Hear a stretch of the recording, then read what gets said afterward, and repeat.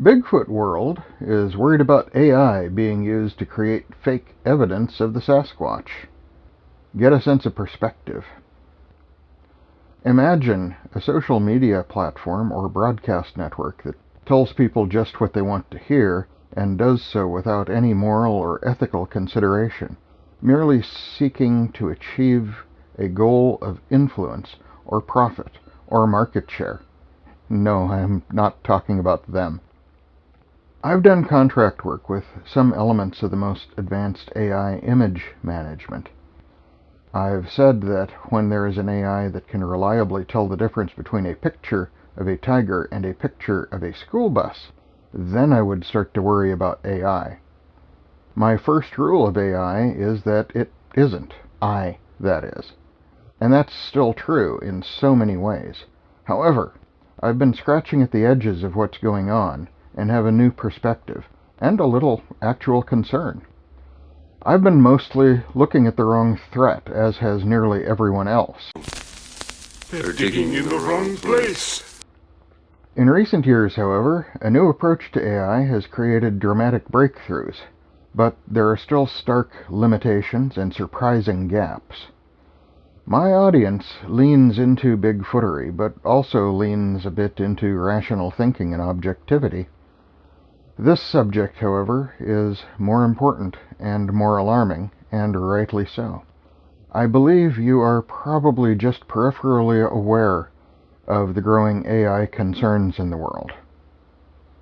The first of these videos I will link to will tell you that we have already had our first contact with AI, and we lost it in a profoundly alarming way, and that even now we may already be in the second stage of contact. The first round was with AI under the direction and control of people to manage engagement, and was more specific in purpose.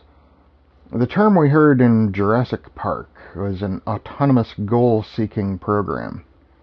This was applied in mostly social media and with terrifying effectiveness, merely allowing people to self-select content that rewarded them with things reinforcing what they wanted to be exposed to.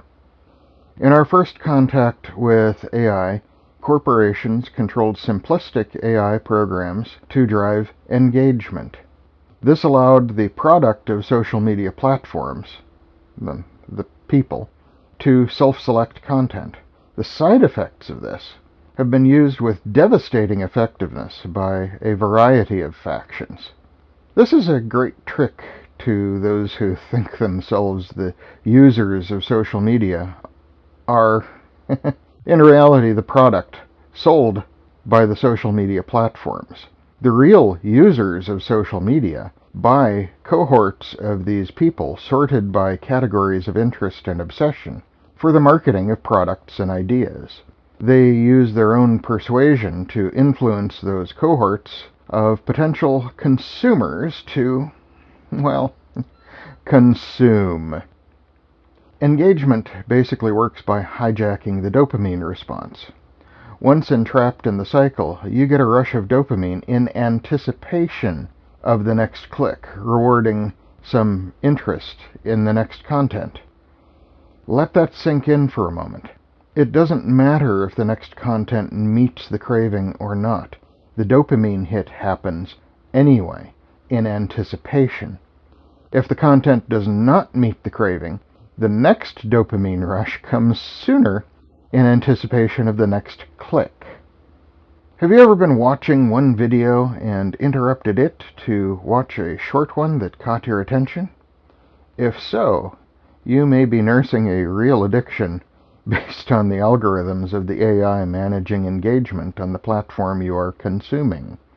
This may be an indication that the attention span has already been diminished in some way, and that likely comes along with other cognitive capacities being diminished that you're not even aware of.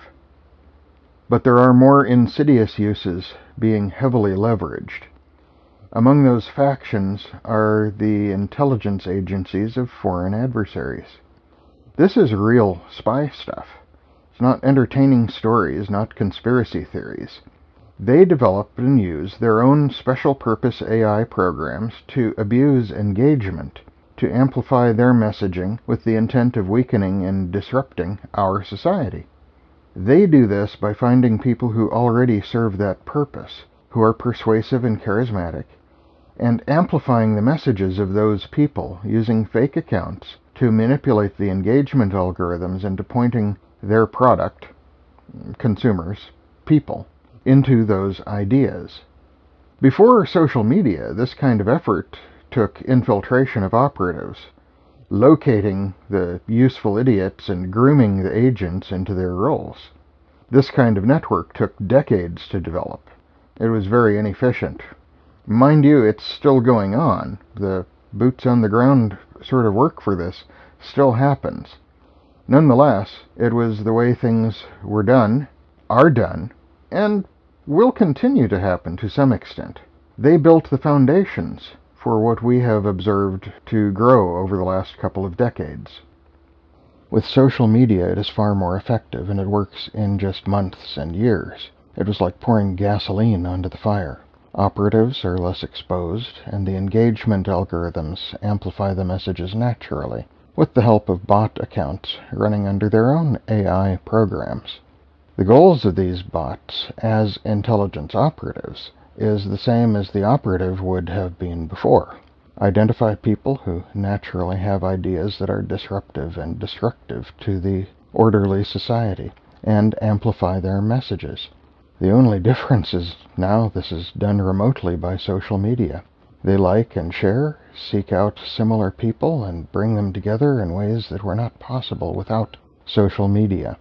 The most destructive aspects of social media are giving the illusion of significance to people who society on the whole tends to simply ignore. To borrow from Brian Cox, the problem with today's world is that everyone believes they have a right to express their opinion and have others listen to it. The correct statement of individual rights is that everyone has the right to an opinion, but crucially, that opinion can be roundly ignored and even made fun of, particularly if it is demonstrably nonsense. Yet, with social media, we can simply block them, and they're essentially unaffected by it. This achieves the roundly ignored part, but it prevents the expression that this is demonstrably nonsense and largely mutes the expression of public ridicule. It allows us to pretend to ignore the problem, while at the same time it festers like an infected wound that we do not feel until it becomes a significant health issue. And it really is a mental health issue.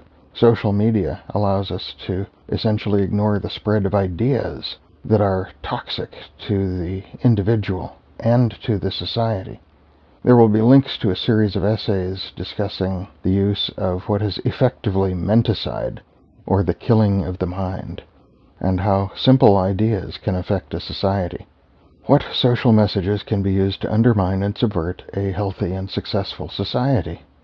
Reject education, reject science, reject news and civil authorities, even family and friends. Reject any path to reason and logic. Reject any path to help. It's the formula that's used for cult indoctrination. Fear and hate those who believe differently. How does it work? Well, first, it's a stochastic strategy. The success rate need not be high. With some small percentage of a population of 100 million, there are still millions of victims. It usually pokes at petty grievances and trivial feuds, usually building on some already somewhat successful issue that's already being worked in the same way. Distrust of education or leadership or media. Let's just explore the thing about wearing masks for breathing. Most people start from the simplistic idea that masks are to keep you from getting sick, but a surgeon wears a mask to reduce the chances of infecting the patient with droplets from their breath. Note that I say reduce the chances. It does not absolutely prevent it. You wear a mask when you are sick to reduce the chances of spreading the illness to those around you. During wildfires, when there's smoke in the air, The right kind of mask can reduce your exposure to the particles. Certainly not wearing a mask will not affect everyone, but it will increase the chances for both short-term health crises as well as long-term health complications, especially to those that are most vulnerable, the old and the young, and those already compromised. If you think masks and filters are a waste and a distraction regarding smoke and dust, look up black lung or hantavirus. The simple amplification of this message by having bots like and share it, and promoting it through media by agents who serve their interests, will do damage to people for decades to come. It is just one message, but with many different messages, all disruptive and destructive to their own areas of influence. The net effect is to weaken the capacity of not just individual people, but of whole populations. In a population of 100 million, this will create millions of victims and millions of problems. The feature of social media, allowing us to ignore ideas that we're not interested in and self-select ideas that appeal to us, allows these diseased thought processes to spread more effectively among those who are susceptible to their influences and remain largely unnoticed by those who are less easily influenced because they simply ignore them.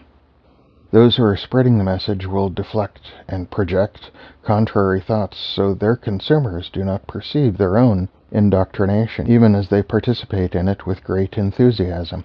It is those others who are indoctrinating people. You are simply learning revealed truths. It's the same formulas used to radicalize people to fanatical causes and to terrorism.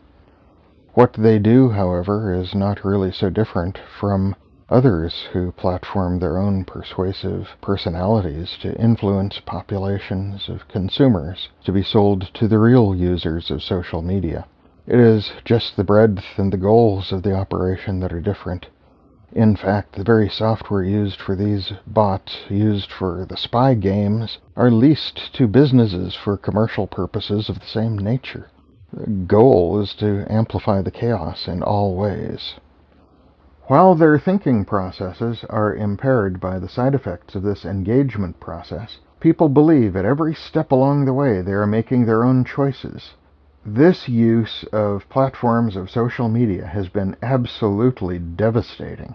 People do not like to be lied to and deceived, and when they believe they have always made their own informed choices along the way, they can be vehement in their defense of their positions, no matter how misguided. When you are inside a system, immersed in its disinformation, you often cannot tell that you are inside the system. In this state, it is most likely that they will totally resist reason.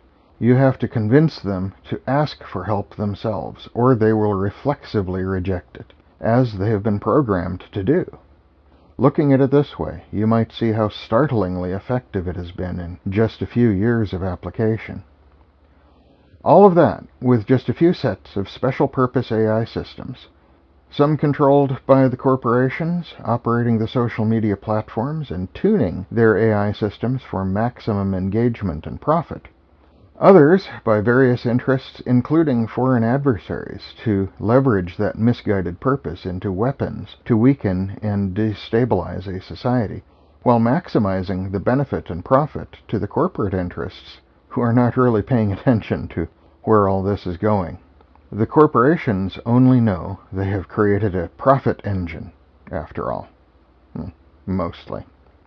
Our own counterintelligence agencies seem to have seriously dropped the ball here, and there are huge problems now to overcome.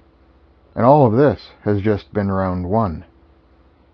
Imagine the issues already uncovered with engagement, and apply that across social and broadcast media by agents with no understanding of moral or ethical limits, and no understanding of the effects of the things they are doing.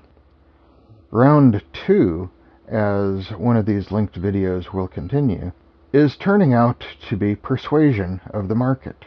After diminishing your capacities and attention span for engagement, the AI will now be applying learned techniques of persuasion to convince the target audience of, well, really anything they want to.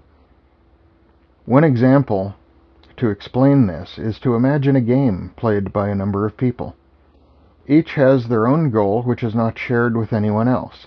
Each must interact with the others to identify their particular interests, and then use those interests to manipulate them into agreeing with your own goal. At best, this is marketing and sales, but without any rails, it is the ultimate confidence game, to be conducted by a set of algorithms with no actual understanding of what it is doing. In the next round, the persuasion will be done by AI personalities, trained by humans to provide whatever information is necessary to persuade people to adopt the ideas they are marketing.